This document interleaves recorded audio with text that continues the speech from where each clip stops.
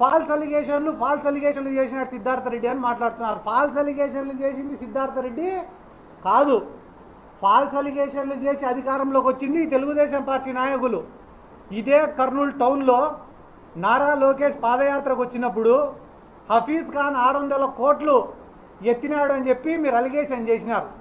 ఈరోజు టీజీ భరత్ గారు మంత్రి 2 ఏళ్ళు అయింది, కూటమి గవర్నమెంట్ ఏర్పడి 2 ఏళ్ళు అయింది.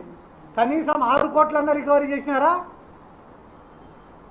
దిన్నదేవరపాడు కాడ ఉండే ఈ రోజుకి కూడా వెంచర్లు వేసుకుంటున్నారు, అమ్ముకుంటున్నారు. మీరు అడ్డుకున్నారా? మా పక్క నియోజకవర్గంలో కాటసాని రాంభూపాల్ రెడ్డి గారు ఉన్నారు. ఆయన పైన నారా లోకేష్ చేసినటువంటి అలిగేషన్ ఏంది? కబ్జాల కాటసాని రాంభూపాల్ రెడ్డి గారి చెరలో నుంచి ఈ రోజు వరకు మీరు ఎన్ని ఎకరాల భూమిని రికవరీ చేసినారు? ఎన్ని ఎకరాల భూమిని మీరు పేదవాళ్ళకు పంచినారు? గుండు 0.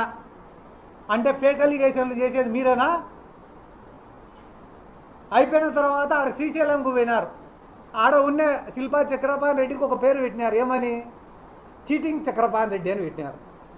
ఆయన పైన ఈ రోజు వరకు ఎన్ని చీటింగ్ కేసులు నమోదు చేసినారు?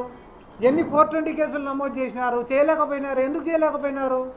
ఆ రోజు ఓట్ల కోసం ఆయన పైన కూడా ఫేక్ అలిగేషన్స్ చేసినారు కాబట్టి.